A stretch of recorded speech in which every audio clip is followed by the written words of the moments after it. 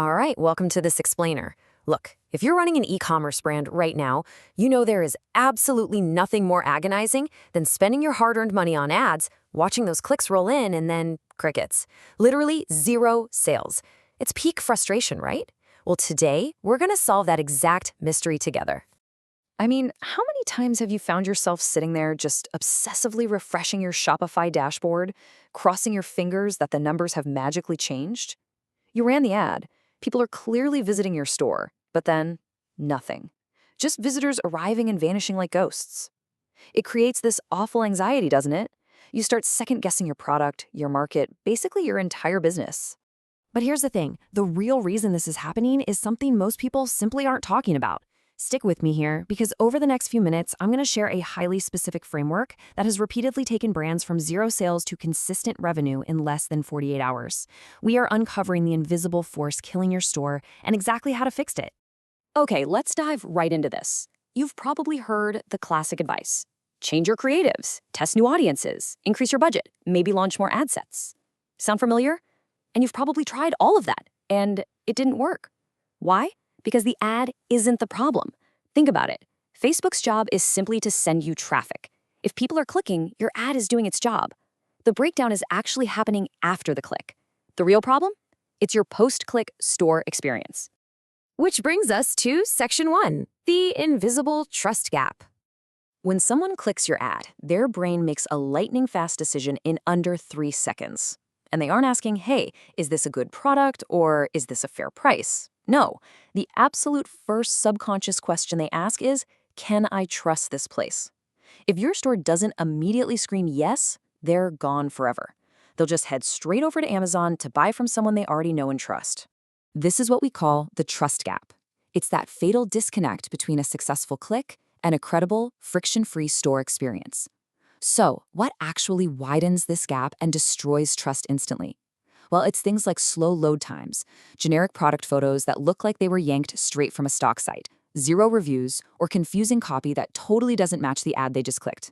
Any single one of these makes your hard-won click completely worthless. Moving on to Section 2, training the meta algorithm. And this brings us to a really crucial concept, the death loop. Meta's algorithm today is smarter than it's ever been. It doesn't just look at who clicks, it actually monitors what happens after the click. If someone lands on your page and bounces in under 10 seconds because they don't trust it, Meta sees that.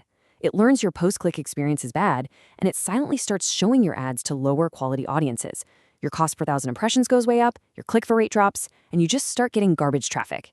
You spend more, you get less, and eventually you blame the product and quit. But in reality, the algorithm was literally just reacting to your store's failure to build trust. Let's get into Section 3, 5 silent conversion killers. Let's run a quick diagnostic on your site right now. Killer number 1 is a weak hero section. This is the very first thing people see. If it just says, welcome to our store, you've already lost them.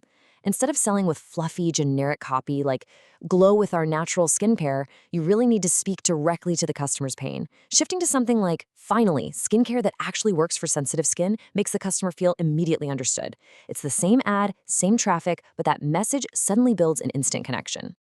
Killer number 2. Weak social proof.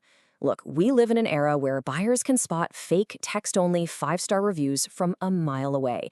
You need real face-to-face reviews with photos and specific results. But here's the real secret. Don't just bury them at the bottom of a product page. You absolutely must place real customer voices everywhere doubt creeps in. Put them in the hero section, the product page, directly in the cart, and right inside the checkout flow. Remind them at literally every step that real people bought this product and loved it. Then we have killer number 3, which is a cluttered or bare product page. You know, some stores have just 3 lines of text, while others have this chaotic 17-paragraph essay where you can't even find the add to cart button. The golden rule for your product page is incredibly simple. Its only job is to remove every possible objection your buyer has and then make the next step totally obvious. Don't try to over-educate or impress. Just remove the doubt and clearly show them the buy button. Killer number 4 is checkout friction. This is where you lose people who literally wanted to hand you their money. Consider this case study. A brand was suffering a brutal 78% checkout abandonment rate. By simply removing forced account creation, simplifying the form fields, and adding trusted payment options like Apple Pay and PayPal, they dropped that abandonment rate down to 41% in just a week. If your checkout is slow or sketch, people are going to abandon their cart even with their credit card right in their hand. All right, killer number 5 is ignoring the mobile experience. A staggering 80% of meta traffic comes from mobile devices, yet so many store owners still design, build, and test their stores exclusively on desktop monitors. You've got to open your store on your phone today. See exactly what your customers are seeing. If the layout breaks or if the buttons are too small to easily tap, they are going to leave immediately. And tied directly to that mobile experience is this absolutely critical number, 50.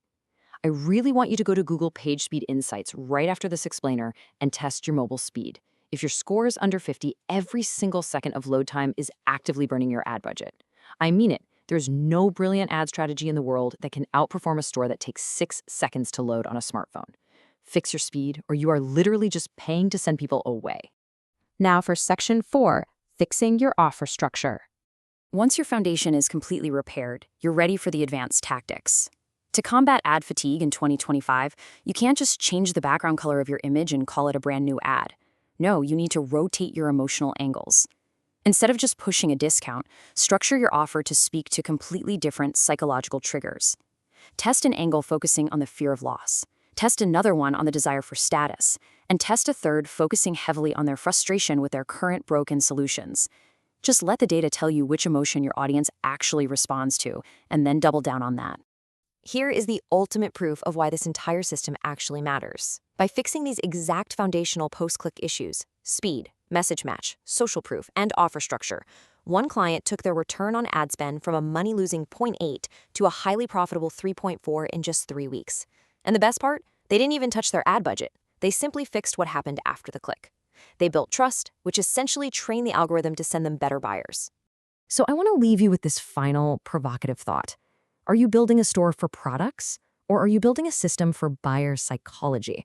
Because e-commerce success isn't about having the fanciest items. It is entirely about building systems that instantly establish trust. Remember, traffic is just the beginning.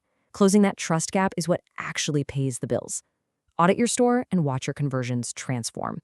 Thanks so much for joining me on this explainer, and I really look forward to exploring our next topic together.